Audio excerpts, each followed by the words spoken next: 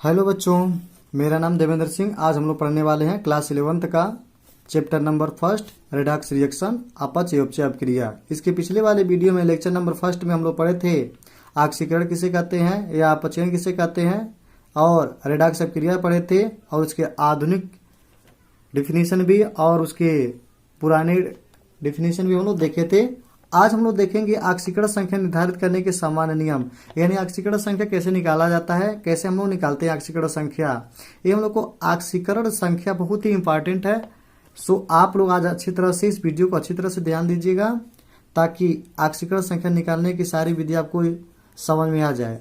आज स्टार्ट करने वाले हैं ऑक्सीकरण संख्या, जो निर्धारित करने कुछ नियम होते हैं, कुछ शर्त होते हैं। उस शर्त को, उस नियम को जान लेते हैं, तब जाकर के ऑक्सीकरण संख्या हम लोग निकाला जाएगा एक एक करके। तो ज़्यादा लेट ना करके अब स्टार्ट करते हैं हम लोग।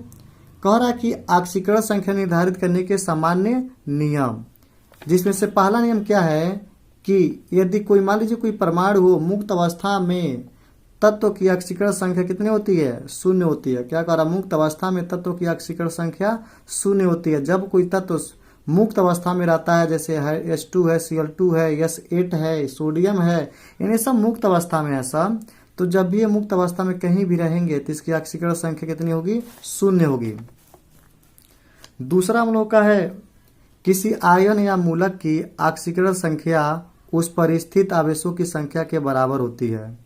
यदि कोई आयन या मूलक हो तो उसकी ऑक्सीकरण संख्या कितनी होती है, उसको हम लोग देखते हैं। तो कह रहा उसकी संख्या उस पर स्थित आवेशों की संख्या के बराबर होती है, यानी जो ऑक्सीकरण संख्या होगा, क्लोरीन पे -1 चार्ज है तो इसकी ऑक्सीकरण संख्या -1 होगी। सल्फर पर -2 चार्ज है तो इसकी ऑक्सीकरण संख्या -2 होगी। सोडियम पे +1 है तो उसकी +1 भी होगी। एल्युमिनियम का +3 है तो इसका +3 होगा। मैग्नीशियम +2 है तो इसका ऑक्सीकरण संख्या +2 हो गया।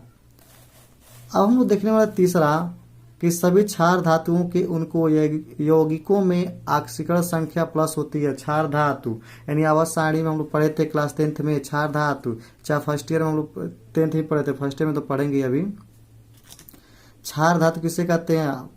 प्रथम वर्ग के जो तत्व होते हैं उसको क्षार धातु कहते हैं। जैसे हाइड्रोजन हो गया, lithium, sodium, potassium, rubidium, caesium और फ्रांसियम जो होते हैं, ये सब क्षार धातु हैं। और क्षार धातु प्रथम ग्रुप में है, सो इसलिए इसकी ऑक्सीकरण संख्या +1 होती है।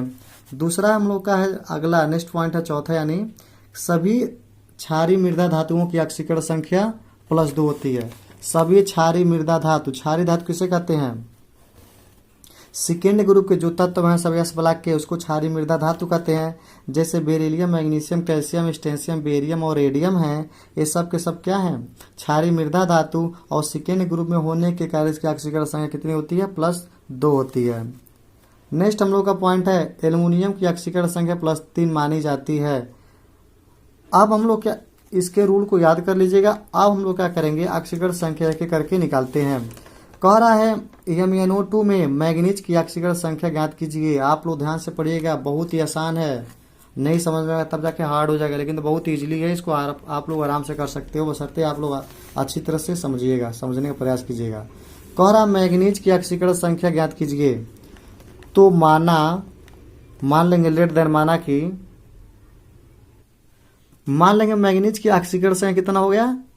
+X हो गया। तो अब क्या करेंगे, तो MnO2 है ना, तो मैग्नीज का तो एक समान है प्लस, देखिए मल्टीप्लाई मत करना भाई, मैथ नहीं है केमिस्ट्री है। तो ये मत सोचना कि मैग्नीज और ऑक्सीजन में कुछ नहीं है तो गुड़े का चिन्ह लगा दो, ऐसा कुछ नहीं है। ये केमिस्ट्री है तो प्लस का चिन्ह लगाना पड़ेगा यहाँ पे। तो मैग्नीज को एक समान है। ऑक्सीजन की ऑक्सीकरण संख्या कितनी होती है? -2 होती है। आप लोगों को सबको लर्न करना पड़ेगा। ऑक्सीजन की ऑक्सीकरण संख्या कितनी होती है? -2 होती है। और कितने ऑक्सीजन है? 2 ऑक्सीजन, तो कितना गुड़े 2 = 0 हो जाएगा। यानी घात, यानी इस पर कोई आयन चार्ज नहीं है, यानी कोई आयन नहीं है, तो इसलिए इसके बराबर क्या हो जाएगा? 0 हो जाएगा। तो x प्लस माइनस से माइनस 2 दूना 4 = 0, यानी x = कितना आ गया? 4 आ गया। तो हम जान जाएंगे, लिख देंगे कि मैग्नीज की ऑक्सीकरण संख्या +4 होती है। अगला हम लोग पॉइंट देखेंगे, अगला क्वेश्चन इसमें है सल्फेट में सल्फर की ऑक्सीकरण संख्या ज्ञात कीजिए। तो सल्फेट में सल्फर की ऑक्सीकरण संख्या कितनी होगी उसको हम ध्यान देंगे। मान लेंगे सल्फर की ऑक्सीकरण संख्या माना सल्फर की ऑक्सीकरण संख्या इक्वल टू सल्फर की ऑक्सीकरण संख्या, आ मतलब ऑक्सीकरण, संग मतलब संख्या इक्वल टू एक्स हो गया। अब सल्फर को हमने क्या माना है, एक्स माना है, तो एक्स प्लस ऑक्सीजन का ऑक्सीकरण संख्या कितनी होती है, -2 होती है, और 4 ऑक्सीजन है तो 4 से क्या हो जाएगा, मल्टीप्लाई हो जाएगा, इक्वल टू -2 इसीलिए क्योंकि यहाँ पे जो चार्ज हम लोग का है निगेटिव में है, 2 है, ध्यान इस पर कोई चार्ज नहीं है तो इक्वल टू 0 हो गया है, और जब इस पर -2 है तो इक्वल टू -2 हो जाएगा। तो x प्लस और माइनस से क्या हो जाएगा, हम लोग का माइनस हो जाएगा, 4 दूना 8 इक्वल टू 0, तो x इक्वल टू हो जाएगा 2 है, x इक्वल टू हो जाएगा हम लोगों का, माइनस उधर जाएगा तो प्लस हो जाएगा, और ये -2 है तो x इक्वल टू कितना हो जाएगा, +6, यानी सल्फर की ऑक्सीकरण संख्या कितनी आ गई, +6 आ गई। अब अगला हम लोग पॉइंट देखेंगे, यानी अगला एग्जाम्पल। अगला क्वेश्चन है सल्फर डाइऑक्साइड में SO2 में सल्फर की ऑक्सीकरण संख्या ज्ञात कीजिए। तो SO2 में सल्फर की ऑक्सीकरण संख्या कैसे ज्ञात करेंगे, तो मान लेंगे माना सल्फर की ऑक्सीकरण संख्या इक्वल टू x मान लेंगे, तो क्या हो जाएगा, सल्फर के x माने हैं तो x प्लस ऑक्सीजन कितना होता है, -2 होता है, -2 और कितना ऑक्सीजन है, 2 ऑक्सीजन है तो गुणे 2 इक्वल टू 0 हो जाएगा। अब x माइनस प्लस से माइनस 2 दूना 4 equal to 0, x equal to 4, यानी सल्फर का ऑक्सीकरण संख्या कितना आ गया, +4 आ गया। अगला क्वेश्चन हम लोग का H2SO4 में सल्फर की ऑक्सीकरण संख्या ज्ञात कीजिए। H2SO4 में सल्फर की ऑक्सीकरण संख्या कितनी होगी, ज्ञात करके हम लोग उस तरह से हम लोग बता नहीं सकते हैं, बट हम लोग ज्ञात कर सकते हैं। हाइड्रोजन की ऑक्सीकरण संख्या कितनी होती है, +1 होती है। मान लेंगे, पहले माना सल्फर की ऑक्सीकरण संख्या इक्वल टू x, तो H2 क्या है, H2 का हाइड्रोजन का 1 होगा, और गुणे 2 हाइड्रोजन है तो 2 हो जाएगा, प्लस सल्फर का क्या हो जाएगा, x हो जाएगा, प्लस ऑक्सीजन का -2 इंटू ऑक्सीजन को 4 है इक्वल टू 0, गुणे 4 हो जाएगा, तो 2 का 2 प्लस x 4 दूना 8 इक्वल टू 0, तो x इक्वल टू कितना हो जाएगा, 8 प्लस हो जाएगा, और ये माइनस, यानी x इक्वल टू 8 2 6, यानी सल्फर की ऑक्सीकरण संख्या कितनी आ गई, 6 आ गई। अगला क्वेश्चन, HNO3 में नाइट्रोजन की ऑक्सीकरण संख्या ज्ञात कीजिए। तो मान लेंगे माना नाइट्रोजन की ऑक्सीकरण संख्या इक्वल टू, तो H का कितना होता है, 1 प्लस नाइट्रोजन कितना माने हैं, x माने हैं, और ऑक्सीजन का -2 जानते ही हैं, और गुणे 3 इक्वल टू 0, तो 1 प्लस x माइनस 6, 3 दूना 6 माइनस इक्वल टू 0, तो x बराबर हो जाएगा, उधर जाएगा तो 6 और -1 इक्वल टू 5, ये हम लोग क्या बराबर हो जाएगा, ध्यान दीजिएगा, माइनस से उधर जाएगा तो प्लस होता है, प्लस से उधर जाएगा तो माइनस हो जाएगा, तो 6 में से इक्वल टू 5, यानी नाइट्रोजन का ऑक्सीकरण संख्या कितना आ गया, 5 आ गया। फास्फेट में फास्फोरस की ऑक्सीकरण संख्या ज्ञात कीजिए। तो मान लेंगे फास्फोरस की ऑक्सीकरण संख्या इक्वल टू, तो फास्फोरस के x माने हैं तो x प्लस ऑक्सीजन का -2 होता है, अब इंटू 4 इक्वल टू -3, क्योंकि चार्ज कितना है, 3 है तो -3 इक्वल टू हो जाएगा, तो x -4 2 8 इक्वल टू -3, तो x बराबर कितना हो जाएगा, माइनस उधर जाएगा तो प्लस हो जाएगा -3, तो x बराबर कितना है, 8 में 3 जा 5 हो जाएगा, यानी फास्फोरस का ऑक्सीकरण संख्या कितना आ गया, 5 आ गया।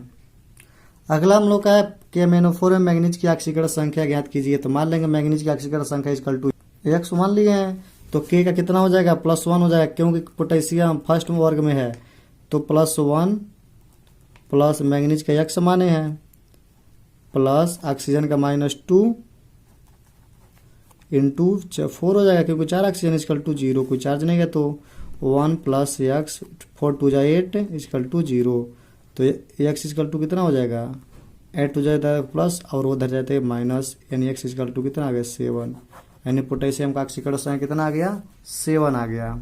अगला हम लोग का K2Cr2O7 में क्रोमियम की ऑक्सीकरण संख्या ज्ञात कीजिए। तो मान लेंगे क्रोमियम का ऑक्सीकरण संख्या इक्वल टू x मान लेंगे, तो मान लेंगे तो पोटेशियम का 1 इंटू 2, क्योंकि पोटेशियम 2 है तो 2 से मल्टीप्लाई कर देंगे, प्लस क्रोमियम कितना है, x है, और क्रोमियम हम लोग का 2 है, तो x इंटू 2 प्लस ऑक्सीजन का -2 हो जाएगा इंटू 7 इजकल टू 0 हो जाएगा, क्योंकि 7 ऑक्सीजन 7 से मल्टीप्लाई कर देंगे। तो 2 plus 2x minus 7 2 14 is equal to 0। तो अब 2x इधर रहने दो, 14 माइनस इधर जाएगा तो प्लस, और ये माइ प्लस है तो इधर जाएगा तो माइनस। 14 में 2 जा 12 एंड 2x इजकल टू 12 यानी x इजकल टू कितना हो जाएगा 12/2 इजकल टू 6, यानी कितना आ गया, क्रोमियम का ऑक्सीकरण संख्या इजकल टू 6 आ गया। अगला क्वेश्चन हम लोग का PtCl6 होल पे पावर -2 में प्लेटिनम का ऑक्सीकरण संख्या Pt की ऑक्सीकरण संख्या ज्ञात कीजिए। तो मान लेंगे प्लेटिनम का ऑक्सीकरण संख्या इजकल टू x, तो प्लेटिनम कितना है 1 हम लोग का है, तो हम लोग क्या हो जाएगा Pt का x मान लेंगे, तो x मान लें तो 1x हो जाएगा, माइनस क्लोरीन का -1 होता है इंटू 6 क्लोरीन है तो -6 हो जाएगा, यहाँ प्लस हो जाएगा -1 यहाँ ध्यान दीजिएगा। प्लेटिनम का x प्लस क्लोरीन का -1 इंटू होल 6 होल पे पावर -2 है तो इजकल टू -2 हो जाएगा। तो x 6 1 6 इजकल टू -2, तो x बराबर क्या हो 6 -2 इजकल टू 4, यानी x बराबर 4 आएगा। 10वां देख लेंगे कोई एक। अगला क्वेश्चन है H2H2O7 में सल्फर की ऑक्सीकरण संख्या ज्ञात कीजिए। तो माना सल्फर की ऑक्सीकरण संख्या इजकल टू x, तो हाइड्रोजन का 2 है, 2 एक का नाम 2 प्लस सल्फर का x माने हैं तो x इंटू 2 सल्फर है प्लस ऑक्सीजन का -2 होता है इंटू 7 हो जाएगा, क्योंकि 7 होल 7 इजकल टू 0 हो जाएगा। 2x 7 2 जा 14 इजकल टू 0, तो 2x बराबर क्या 14 -2, तो 2x बराबर क्या 12 हो जाएगा, x बराबर हो जाएगा हम लोग का 12/2 बराबर 6, यानी सल्फर का ऑक्सीकरण संख्या कितना आ गया 6 आ गया। अब यहीं पर मैं ऑक्सीकरण संख्या, जहां तक मैं आशा करता हूं आप लोगों को ऑक्सीकरण संख्या निकालना आ गया होगा। यदि जितने लोगों को नहीं आया है तो क्वेश्चन हमसे फिर से दोबारा पूछ सकते हैं, किसी का भी आज 10 तक। जो लोग इस चैनल पर नए और चैनल को सब्सक्राइब कर दें, क्योंकि जब भी मैं न्यू वीडियो बनाऊंगा तुरंत आपके पास पहुंच सके।